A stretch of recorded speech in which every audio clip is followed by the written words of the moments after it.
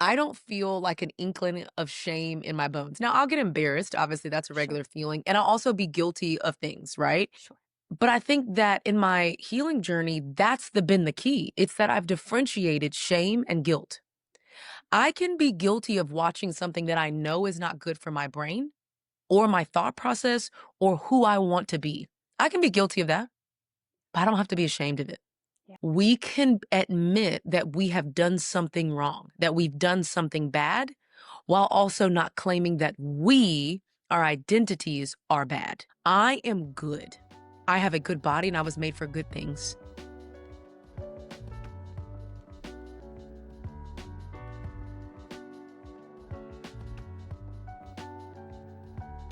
Well, Tony, thank you so much for joining me on Consider Before Consuming today. I'm so excited to have this conversation with you. I'm excited Yeah. for our listeners to get to hear a little bit about you and your story Yeah. and the work that you're doing.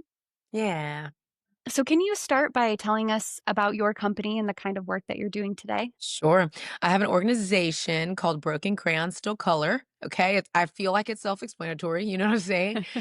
This idea that, our past doesn't get to discount us, right? Like we can still create beauty from a whole bunch of brokenness. And we do so many cool things. I get to travel and speak about what it looks like to heal from all kinds of brokenness. I have a podcast called the Still Coloring Podcast. And then I write books.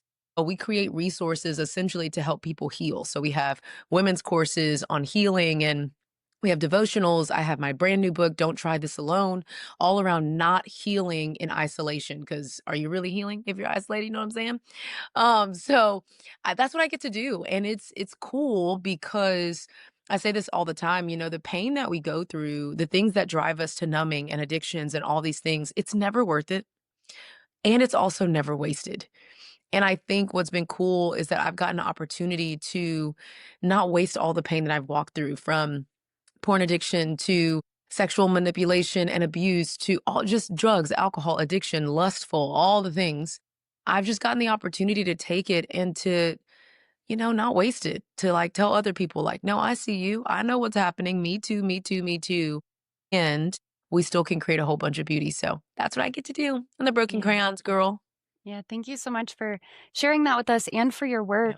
Yeah. As you Yeah. mentioned, so our focus on this podcast is educating on the harms of pornography. And you Yeah. mentioned that you have a personal story. Can you share a little bit about your own story and when you were first exposed to Absolutely. porn as a child? Absolutely. So I grew up in Houston, Texas. I always like to mention Texas because it's the best country in the country. You know what I'm saying? But I grew up in a really unconventional family, a blended family. My mom and dad had gotten together. My dad had two sons. My mom had one. Then they had me. And we had an unconventional family, but we still had a family unit nonetheless, right? Like my brothers were like my brothers. They weren't stepbrothers or other brothers. They were really my brothers. And when I was 8 years old, my mom ended up having a massive stroke. She was Mm. paralyzed completely on the left side. She couldn't talk, she couldn't feed herself, she couldn't walk. And it created this moment of darkness in our family to where my two older brothers went to go live with their moms. My mom's son went to drugs and alcohol and gang life and all the things. My dad was a raging alcoholic, very verbally abusive. And then there was me and my mama. And I became a tiny little caregiver at 8 years old, taking care of my mom, feeding her, changing her, all these things. And when you have a parent that is an alcoholic that works all the time, like my dad was, and you have another parent who is really disabled and just unable to protect, you get exposed to things like pornography. And I remember my mom was on tons of medicine, so she was a vegetable half the time. I was just in the bed with my mama, she was knocked out, and I was just flipping through channels, and lo and behold, channel 77, which is crazy that I have so much trauma, there's so many things I don't remember, but I remember this. Yeah. Channel 77, was a porn channel that I'm assuming that one of my parents had ordered or put on TV, whatever, and I just was scrolling and ended up getting exposed right next to my mother as she slept, all high on different medicines, and from that place, it's still so interesting to me that just being exposed a little bit, our tiny little brains becomes latched on and addicted because of what it does to our brain chemistry. And from 8 years old all the way into adulthood, I battled with pornography on and off and on and off. I lost my virginity at 13. I was twerking, popping, drinking, smoking all over the teen club at 15 and 16. I probably slept with over 20 guys by the time I was 21. I think it really created a lot of harm and addiction in my life at a very, very young age.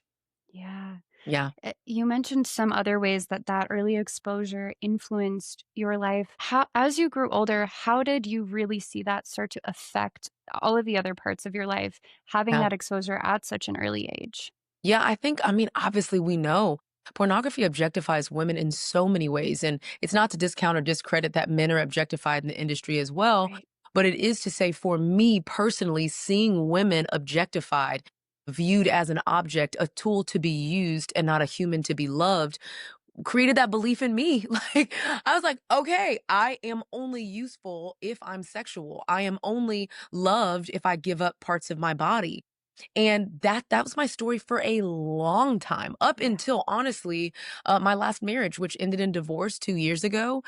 And my, husband battled with porn. I didn't see it as a big deal at first because I was like, "Oh, me too. Like, I get it. I get it." But the difference was I was fighting to heal from it and he was not. And and in our marriage, there was a lot of infidelity, but I think I decided that I would stay even with all the infidelity present because, again, I had this internal belief that was not true, that I was just an object, that maybe I just needed to give more sex, maybe I just needed to be sexier, maybe I just needed to be more available to him to be loved, and so I think it also created a lot of blind spots in the way that, I don't know, I stood up for myself and the things that I accepted as a wife that I shouldn't have. And so, yeah, all those different areas. Sweet Jesus, help us, you know? Yeah, Yeah. that was so, I mean, articulately said. A lot of the things you touched on are things we hear so often from Yeah. individuals who struggle with pornography, but I think it can be difficult, especially maybe for someone who hasn't struggled with it, or Yeah. even for someone who has, to really put that into words so concisely. Yeah. So, thank you for Yeah. sharing that. Come on, healing. We're trying to heal. Yes. Yeah. At what point did you recognize that it was developing into an addiction? Yeah. So I think that oftentimes addictions manifest into things that impact all of your relationships, which is a telltale way for us to realize that, okay, this isn't about me, but this also is impacting how I relate to the world. And for me, it created a lot of hiding, right? And so in my friendships, I wouldn't really let anyone go deep because I really didn't want anyone to see the real me. When you have an addiction that goes unspoken and unsurrendered, you begin to hide. Shame gets you. If I told anyone this thing about me, that I struggle with this, they'll leave the room. But it's because I really didn't give people the opportunity to get in the room, right? To know, man, I really struggle with this. I also think that the way that it's really showed up in my life is I've had to really fight to want accountability. Mm. The effects of pornography on our brain, I mean, if we're just completely honest, like, we are sexual human beings. Like, this idea that we were created to have these sexual drives and to be in healthy marriages and to actually like experience that non-platonic. But when you do it in a way that exposes you when you're not developed yet or when you don't have a moral compass yet, it just starts to leak all over the place. So for me, the way that it showed up is that I had really unhealthy relationships with men. I think I was easily manipulated. I was incredibly codependent on men. And then I didn't have a lot of girlfriends. And again, I think it's because I was hiding so much. I let shame enter my story and I only found deep connection. And it wasn't really deep connection, but I only found deep connection with men because I was looking and seeking for attention and not accountability. So I definitely think it impacted my relationships and friendships as well. For our listeners who resonate with Toni's experience, we want to remind you that if you're struggling, you don't have to do this alone. Our longtime friends at Relay and sponsors of this episode have developed an app that matches you with a small, supportive group of peers who understand exactly what you're going through. Together, you set goals, check in daily, and encourage each other as you work toward freedom. It's like having a team always in your corner, support in your pocket, reminding you that recovery is possible. We've seen how powerful it can be when someone finally realizes they don't have to fight this battle on their own, and Relay makes that kind of connection safe, straightforward, and even anonymous. If you've been thinking of making a change, this is your chance. Start today at joinrelay.app/consider. That's joinrelay.app/consider. When you were growing up, pornography addiction was talked about even less than it is today. Yeah. And was it especially tough to be a girl who was struggling with this in silence? Absolutely. I watched a documentary around the effects of pornography on the brain, and they did this study where they had all these men and women in the room. They split them in half, all the things, and they were surveying them on things that they had been exposed to. And it's interesting because the rate at which men were honest about pornography addictions was through the roof compared to women in the room who actually they were lying. So they had like hooked up to like lie detector tests. And the majority of women lied in the room. And, I think men get a bad rap when it comes to, vulnerability and being honest about what they're battling with. But in this case, for some reason, I think because it has not been socially acceptable for women to struggle with sexual things already, right? Like, I think it's already just such a stigma that I think women just got caught up in the shame cycle and they were like, I just literally cannot admit this. This is a man's addiction, right? Society's made us think that this is a male addiction. And I think it also is, I mean, we can go on and on about this, but I also think the reason why that's even a perspective is because it's a male dominant industry. And so women who are weak and viewed as objects, it's very difficult for you to realize, no, we have agency over our bodies, and some of us are making bad decisions, okay? Like with our bodies. And so I do think it's very, very, very, very difficult as a woman to talk about these things because I think we just haven't had a lot of agency when it's come to our good bodies and protecting our good bodies. And it took me, I don't even know, I mean, probably gosh, 15 years to tell anyone that I was battling with pornography.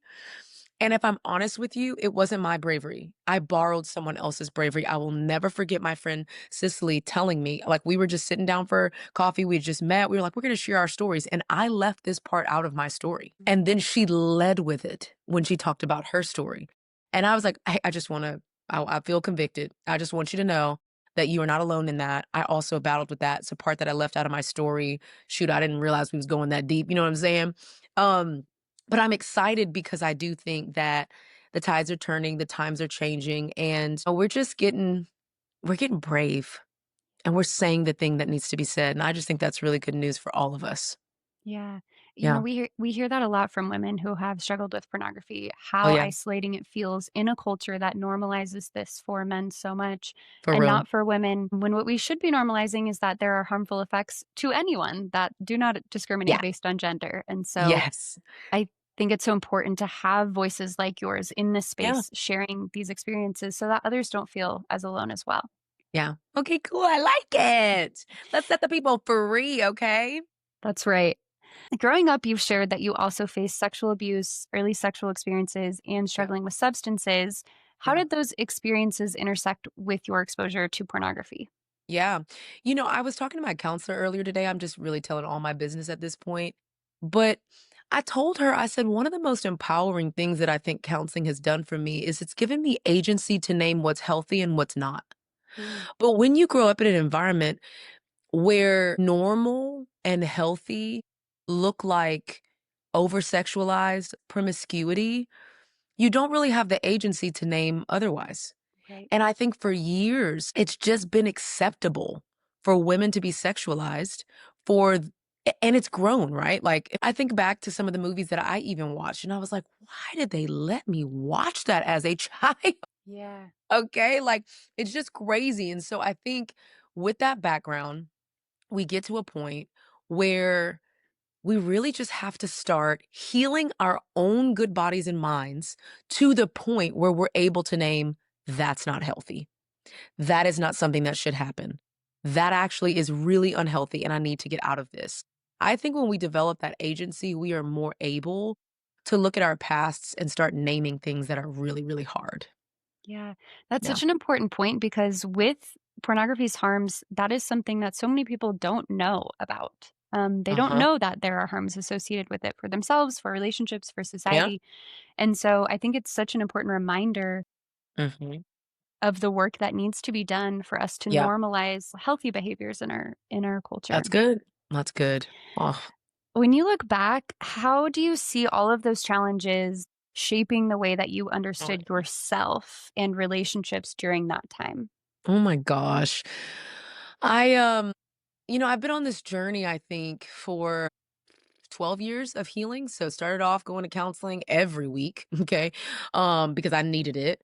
lots of trauma in my past, lots of hard things that happened. And I look back now and it's so interesting because I have a daughter who's 11 years old, and I am definitely a helicopter parent in some ways because of what I was exposed to. So I'm like super serious about technology. We don't do phones in our house. We ain't about, you know what I'm saying? Like every single device that we have has bark technologies on it where everything is just shut down. I'm monitor. I mean, all the things. I say all that because our healing work is not just for us, but it's for the generations that come behind us, whether we are parents or not. Our healing work, my healing work has impacted every single aspect of my life. It's given me more perspective, more capacity, more understanding, a well balanced, grace filled understanding of my body and of sex and of all the different aspects. And the cool thing is, it doesn't stay with me. I am now impacting the way that my daughter sees herself, the way that she should be treated, the way that she is owed privacy for her good body. And that to me makes healing, which is not linear and very painful, all the more worth it. Yeah, Yeah. that's beautifully said. Yeah. You spoke a little bit about shame a moment ago and how that was Oh, yeah. something that kept you silent for 15 years. Are there Yeah. other ways you can see that shame played a role in your experience? And also, you mentioned your daughter. I'm curious to Yeah. know if your own experiences with shame have affected the way that you are parenting your daughter now. Absolutely. So now, thank goodness, okay, um, I don't feel like an inkling of shame in my bones. Now, I'll get embarrassed, obviously, that's a Sure, regular feeling, and I'll also be guilty of things, right? sure. But I think that in my healing journey, that's been the key. It's that I've differentiated shame and guilt. I can be guilty of watching something that I know is not good for my brain or my thought process or who I want to be. I can be guilty of that, but I don't have to be ashamed of it. Yeah. And that's the thing that I've been trying to teach my daughter. It's we can admit that we have done something wrong, that we've done something bad, while also not claiming that our identities are bad. I am good. I have a good body and I was made for good things. And the decisions that I've made, even sleeping with over 20 men by the time I was 21, even that should not cause shame into my story because it doesn't have to and it's not true. Yeah. Who I was in the past does not get to dictate what I get to have in the future. Mm. And my story, if anyone watches it, follows along, Googles my name, all my businesses on the internet's like, you will see what it looks like to name really, really hard things. And my daughter's used to that at this point because I'm going to say the thing to name the really, really hard things and also not let it define us. And I think that's the definition of defeating shame. Yeah. Are there practical steps or kinds of support that made the Yeah. biggest difference for you as you started to heal that you would recommend to others? Yep. I wrote about this in my new book. My friend Erin Eddy, such a sweet friend, been such a good friend to me for years and years and years. She was one of the first very close friends that I told about my porn addiction. And what I write in the book is that I just knew she would be like, ill. We can't be friends. Like I just believed it with everything in me. But I felt very convicted because she had shared so many hard things about her story and one of the hard things that she shared is that her ex-husband was addicted to porn. And so I'm like, I literally cannot tell her because she's going to be like, nope, like trauma bond or trauma dumping, like, nope, not doing it. And I just ended up telling her one day, and I was like, I want some accountability around this. I want to get, I want to get better at spacing out. This is a very interesting thing. But when I told my counselor about this addiction, I was like, "I am really trying." And she gave me and I felt a lot of embarrassment and a lot of guilt. And she gave me a perspective that I thought was so sweet. She was like, "When was the last time that you watched porn?" And I was like, "Well, it used to be like every weekend, every this, every that." And I said, "I think it's actually been a couple of months." And she's like, "I want to celebrate that. I want to celebrate that over time you have done the hard work of spacing out these desires, these needs, Right. these interactions. And you're going to look up a year from now and be like, it's been a whole year. It's been a whole 5 years. It's been a whole whatever. And I just don't think that would have been possible if I didn't have accountability. If I didn't get the bravery to tell my friend Erin that I had battled with porn since I was in elementary, which is crazy to even think about. And I just want to spoiler alert, guys, we're still friends, okay?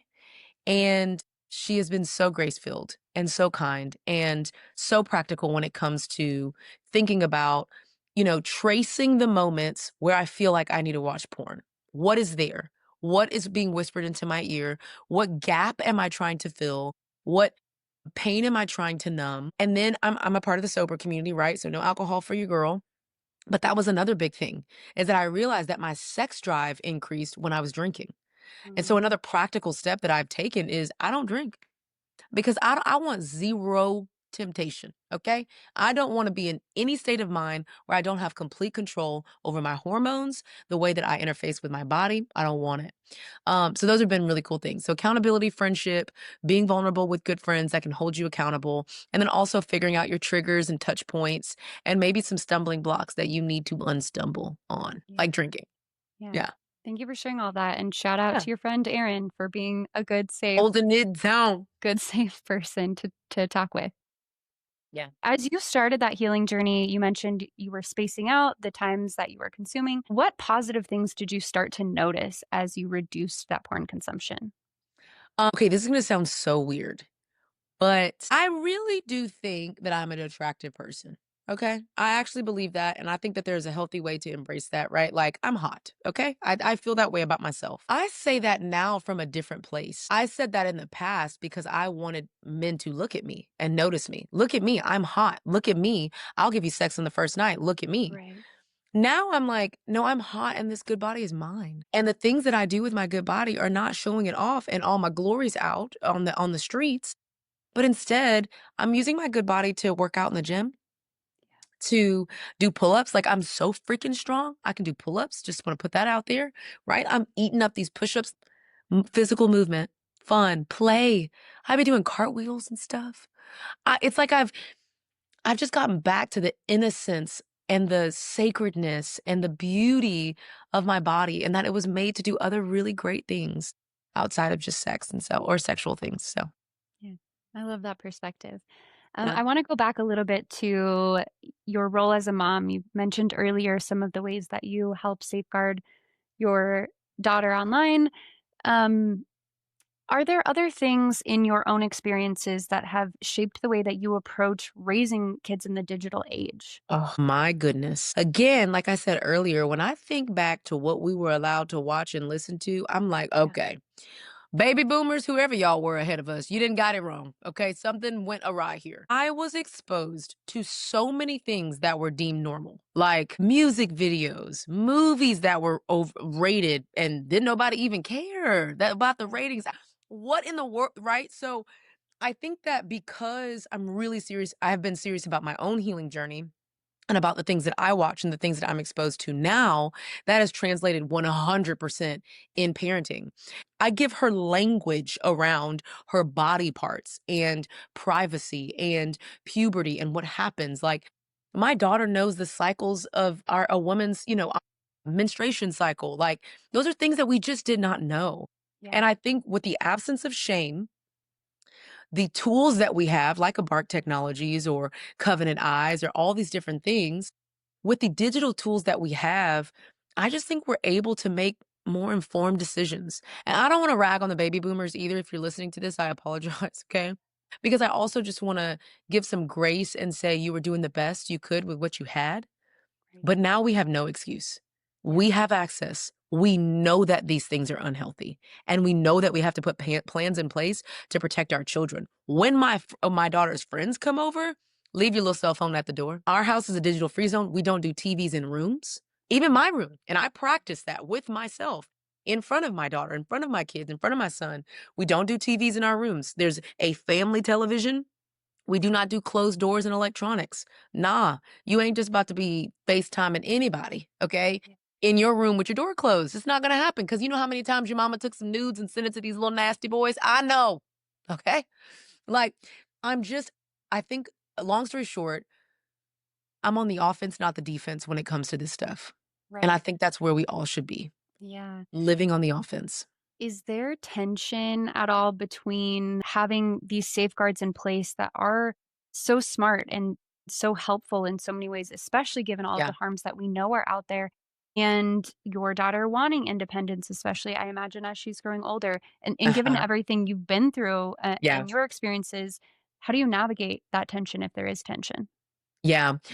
Yeah, so I have deemed my daughter a strong-willed blessing, okay, because it makes me feel better about the situation, but baby, she is ready at any turn to challenge me, okay? I could be like, "Oh my gosh, look at the beautiful blue sky," and she'd be like, "It's green." And I'd be like, "Okay." So, yes, there has been tension. And, I named earlier, I'm a recovering helicopter parent, like, I'm really trying my best not to project my fear onto my daughter, and instead focus on preparing my daughter. So what I'm a helicopter parent, I feel like we try to avoid the exposure at all cost. We're like, no, no, no, no, no, no. So then we isolate our children. You so sorry you can't go to that slumber party. So sorry you can't go to this. Versus preparing them. Here is what you do if you're exposed to something like this. Being exposed to this, like you're not supposed to see other people who are not your family, their body parts, their sexual body parts. You know what they are: penis, vagina, breast, all the things that we make very normal in our household. Preparing her to be a leader in the things that she's exposed to is a much better posture that will allow her to go out into the world and fend for herself. Because if we're just 100% honest, they're going to say things that they're not supposed to, and that makes me so sad to even say out loud, but it is true. And with that knowledge, it is now my job and opportunity as a parent, as a guardian, as a mentor, even to young girls, like to say, like, we got a plan for that. We're not going to avoid it and we're not going to pretend like it's not happening. We're going to talk about it. We're going to address it full on. And we're going to prepare you to be a leader when it comes to technology and being exposed to sexual things. Yeah. You Yeah. mentioned some of the boundaries that you have at home around devices and Yeah. media. Do you have boundaries for outside of your home that you've Oh, navigated yes. together? Oh, yes. There are just certain things that we will not be around. Again, I'm a pretty assertive person. I'm a little I can be a little aggressive when it comes to my children, but even down to we're out at a restaurant and we're sitting next to a couple that's cursing. We're going to move. I'm not going to ask them to change what they're doing, but we're going to move. And I'm going to explain it to my daughter. Hey, I'd love for us to have a more peaceful dinner. And with all the cursing that's going on next to us, I want to move us to a different spot so that we can have a peaceful dinner. Same thing with movies. We have walked out of a movie before that marketed as kid friendly, and then it was not. And bye, I don't care. We take them little $17.98 from the studio movie grill. I'm out, you know? And instead of being like, let's go, I can't believe this is happening, it's a conversation. Hey, I know you really wanted to see that movie. I'm so sorry that we went. I probably should have watched it first. I didn't realize it. I would much rather us not be exposed to things like that. And I want you to take ownership in what you see. And I just want you to know we're not going to stay for this movie kind of thing, you know? So, Yeah. yes, like we're not just, I mean, if anybody's watching or listening to this, you probably were exposed to hard things, unlike me, outside of your house, at somebody else's house, at your best friend's house. Like, my c for me, I just think it's a weird situation that I was in my parents' house in their bed, and my mom Yeah. was just it's a hard situation, it's very different, and so we have to get good at, like, teaching the next generation that when you leave the confines of a safe digital environment, it may be unsafe. Here's what you do instead. Yeah. Yeah. You Yeah. have a book that came out recently called Don't Try This Alone about Let's the go. power of community. Yeah. And when it comes to parenting today, why do you think it's so important that kids and parents don't try to face these challenges on their own? 'Cause we feeling crazy out here, and we don't know what we're doing, okay? Yeah. Like, my daughter comes home all the time, and she's just like, "Well, my friend has this phone, and my friend has this phone, and da da da da da." And that was really challenging until I got friends that had the same beliefs as me. "You are Yeah. 11. You licked my elbow the other day. You are not responsible enough to have a phone and to make good decisions with technology and all the exposure." Okay? Literally. All right? You made a volcano out of toothpaste and it exploded all over our bathroom. No, you can't have access to. You know what I'm saying? Like, but what's interesting is that as parents, as leaders, as even singles, we have to cultivate an intimate space for community that views things the way we view them. And I'm not saying like we don't have friends that don't believe the things that we believe. Like I'm all in for inclusion. I have people I have all sorts of friends that with all different beliefs, but my friend Belinda and her daughter Journey, who's the same age as my daughter Dylan, like we have conversations in community about it. And now not only do I feel less alone as a parent, because I'm like, girl, you too, girl, that they showed this at school. They showed that girl, what? But now my daughter doesn't feel alone. Now she's no longer saying, well, all my friends have cell phones because her friend Journey doesn't. She got a Right. watch. Okay. She got the Tic Tac, whatever it's called, watch. We have the Bark Technologies watch. Like, it's I'm not saying that everything has to be cool to our kids, but none of us wanna feel alone. Right. We all wanna be included. We wanna belong. We wanna be a part. So what would it look like for you to maybe bring some friends close that have some of the same, moral beliefs as you and some of the same convictions as you so that you're less alone feeling this. And that's really what my book is about. Don't try this alone. Yeah. It's like, stop trying to do life alone and think that you're just perfect and you're the expert in everything or you're the strong friend. I'm a strong friend. I got everything. No, you're dying out here. Okay. And you got to stop. Yeah. And especially with everything that you had spoken about earlier with your experience with shame, knowing Yes. that opening up and having that support and that community, especially with this topic, Come can on. really help to break down that shame because you don't necessarily know when you might just say something in a group setting that triggers for someone else, oh, you're a safe person to talk to about this. So Yep. I think, there's so much benefit of having community in so many ways, especially for parents today, but also for Yeah. anyone who's navigating these topics with their children or these issues within their own lives, Yeah. having support is we hear over and over again is Yeah. always something that's so integral to someone's healing journey. It's the truth. It just is. Think about I just wanna remind us that's been listening to this the whole time. Think about that conversation I had with my friend Cicely, and she let out and said, "So I've been battling with porn since I was," and I was like, "Whoa." And it was a bit of a culture shock there, you know what I'm saying? But think about the freedom that I felt to then say to her, "Hey, me too. Right. I no longer have to hold this by myself. I don't have to feel shame about this.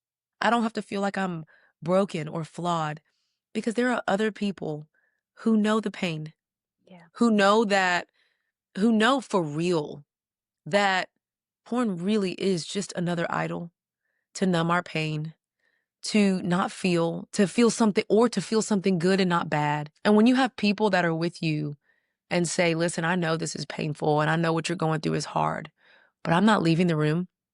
I'll be with you in the valleys, but I won't leave you there. We can overcome this in healthy ways. My goodness, it changes you. Yeah. Yeah. If you could go back and talk to your younger self, whether it was that elementary version of you dealing with pornography or a teenager, Yep. what would you want your younger self to know? If your mom wasn't so sick, she would have protected you from this, or she would have told you that this isn't good. When I was a little girl, I just didn't have any healthy adults around. And so there was no one that gave me the agency to name that that's not good. That's unhealthy. That girl that touched you sexually in kindergarten, that's not good. Your cousins who fondled you and sexually manipulated you, that's not good. The guy that took your virginity, the much older guy that took your virginity at your parents' house in your SpongeBob bed at 13, that's not good. It's not healthy. That's not good for your good body. I really, really wish that I could tell her that I could be the adult in her little life that said, hey, that's not safe for you. It's not good. And I just think so many of us no one said, first of all, we weren't saying that we were actually doing these things, right? But Right. then no one was there to say, you battling with porn? You battling with promiscuity? Are you feeling lonely?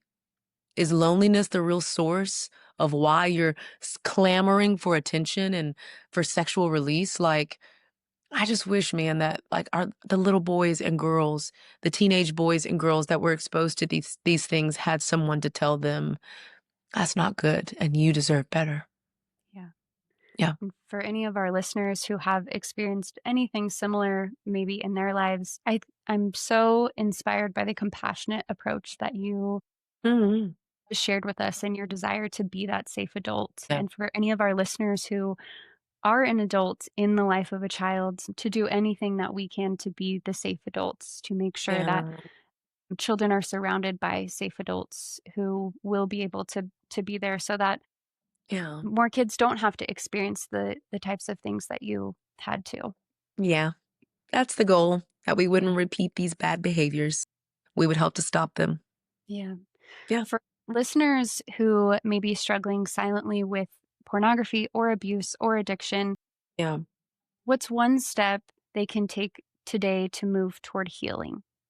Phone a friend. Let's just take it right on back to whatever that game show was called. Phone a friend. Yeah. A real safe friend, not one of your homies that'll tell you it's okay what you're doing, Yeah. but a person that'll hold you accountable. And if you don't have that, go and find it. Pursue accountability, confession, and integrity by bringing people along to give you those things when you know you can't. Looking ahead, Mhm. what's your hope for the next generation when Yeah. it comes to navigating identity and relationships and technology? No more shortcuts. Mm. No more shortcuts, no more numbing. If it's painful, we go through it, not around it. If it's hard, we build grit and capacity, and we stop making excuses for shortcuts. It is way past time that we start naming things as though they are. Not, well, is it really bad for you? Is porn this? Name it. Stop taking shortcuts. Stop being lazy. Heal and go and do the thing. That's what I want desperately for the next generation.